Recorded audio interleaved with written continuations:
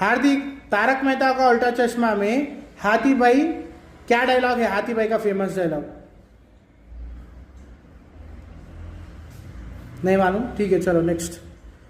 आरुष, तारक मेहता का उल्टा चश्मा में रोशन का क्या फेमस डायलॉग है? चलो नहीं मालूम, नेक्स्ट। सिद्धार्थ, तारक मेहता का उल्टा चश्मा में भिड़े भाई का फेमस डायलॉग क्या है?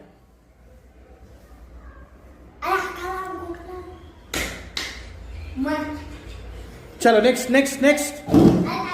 शिवांश, तारक मेहता का उल्टा चश्मा में कोमल भाभी का फेमस डायलॉग क्या है? करेक्ट है, ले लो।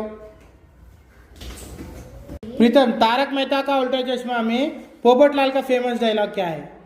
Cancel cancel. हाँ राइट, टेक।